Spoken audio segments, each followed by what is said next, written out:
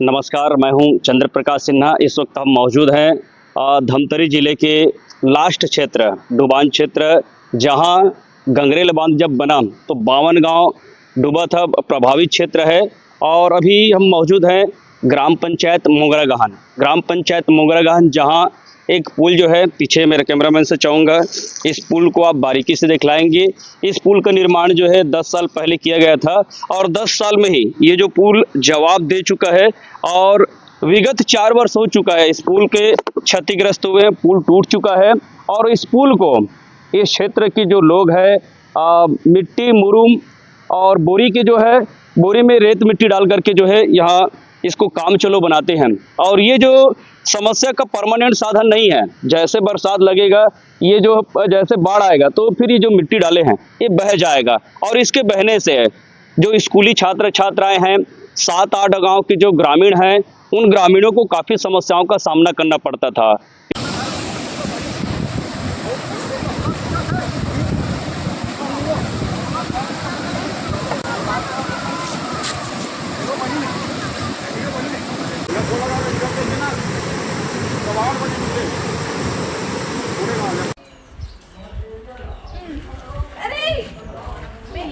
ऊपर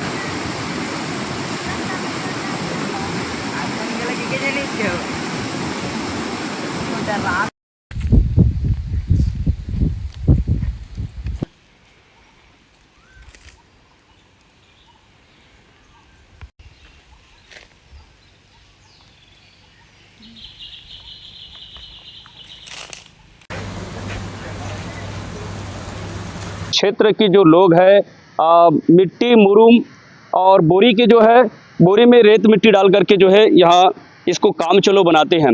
और ये जो समस्या का परमानेंट साधन नहीं है, जैसे बरसात लगेगा, ये जो जैसे बाढ़ आएगा तो फिर ये जो मिट्टी डाले हैं ये बह जाएगा। और इसके बहने से जो स्कूली छात्र छात्राएं हैं, 7-8 गांव के जो ग्रामीण हैं, उन ग्रामीणों को काफ़ी समस्याओं का सामना करना पड़ता था।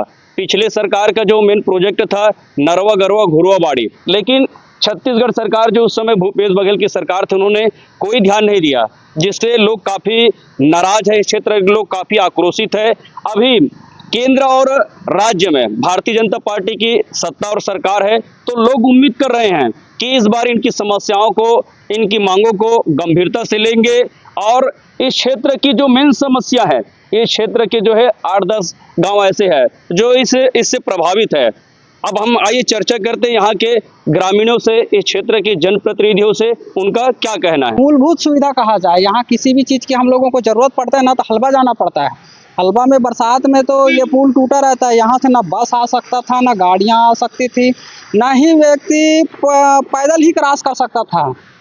मतलब बहुत ही दिक्कत था। तो पुल का मुख्य समस्या है, अगर पुल बन जाए और रोड बन जाए, आप लोग आए हो तो देखे ही होंगे कि वो तो एक रेम में चलने जैसा रोड है, रेम भी थोड़ा लेवल में रहता है। तो बारिश से पहले शिविर लगा मोगरागाहन में शिविर लगा ना, तो उन शिविर वालों को पूरा उठा के ले आए थे। पहले हमारा रोड देखो, सबसे समस्या का निवारण करने आए हो तो हमारा मुख्य समस्या ये है आने जाने का।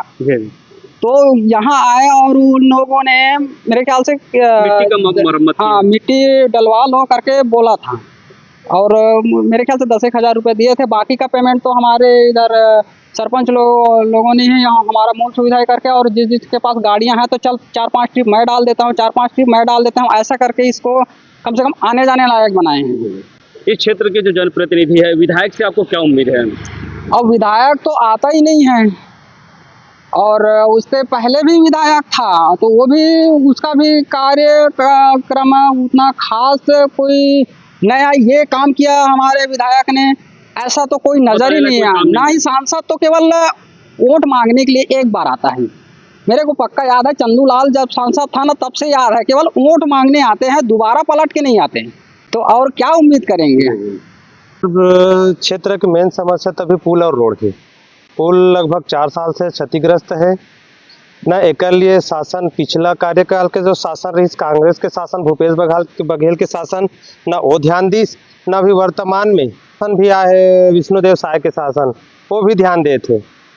हम मतलब सुनेल भी मिले रही से कि रोड के स्वीकृति भी हो गई से। तो बीजेपी के शासन आए से ये रोड के जो स्वीकृति वो भी निरस्त हो गए हैं। तो ऐसे लगते हम डुबान वासियों को केवल और केवल हमारे नेता लोग गुमराह में रखते हैं, स्वीकृति हो गए करके बोलते हैं और काम होता नहीं है। तो हम लोगों को शासन के जो नीति हो, हम लोगों को डुबान वासियों को कोई समझ नहीं आ रहा है।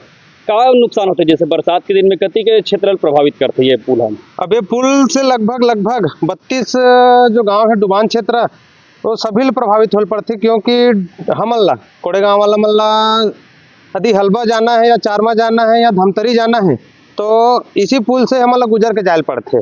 प्लस हमार मोंगरा गहन वाला मल्ला यदि चिखली जाना है या चारमा जाना है, धमतरी जाना है तो इसी पुल से ही गुजर के जायल पड़ते।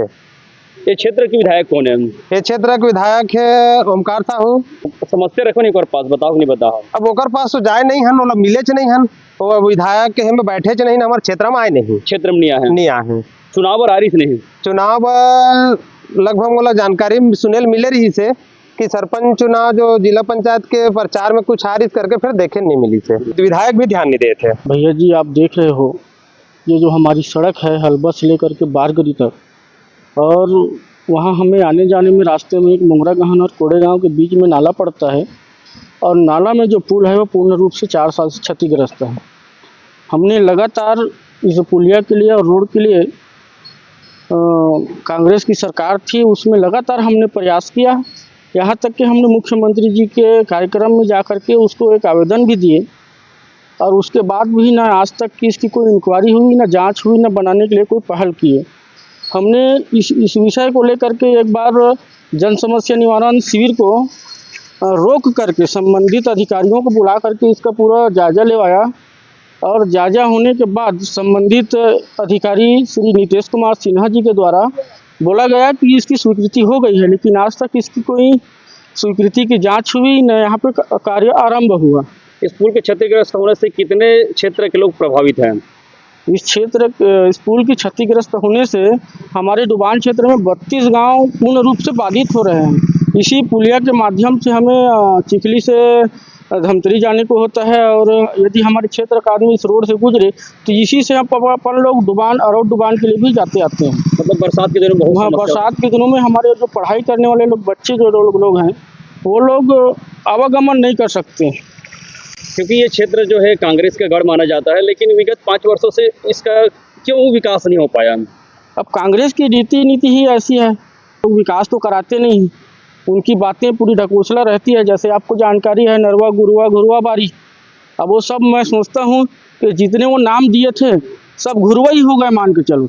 आज तक कोई चीज़ का विकास हमें डुबान क्षेत्र में खास करके भूपेश बघेल की कोई विकास दिख ही नहीं रही है। अभी जो है केंद्र और राज्य में अब भाजपा की सरकार है, तो क्या उम्मीद कर सकते हैं? हाँ, उम्मीद तो 100% कर सकते हैं, और बोले भी हैं, संबंधित अधिकारी आए भी थे, इंक्वायरी भी करवाए हैं और जांच चालू हो गई है, और अधिकारी के द्वारा बोला भी गया है कि बरसात के आते तक अपन सड़क को बनाएंगे, और पुलिया का काम है, बड़ी प्रोजेक्ट है, तो आने वाले वर्ष तक के पुल का निर्माण भी हो जाएगी, ऐसे आश्वासन दिए हैं। और हम चाहते हैं और निरंतर उन लोगों से लगे हुए हैं, तो विश्वास करते हैं कि विगत वर्ष तक के पुलिया और रोड दोनों बन जाएगी।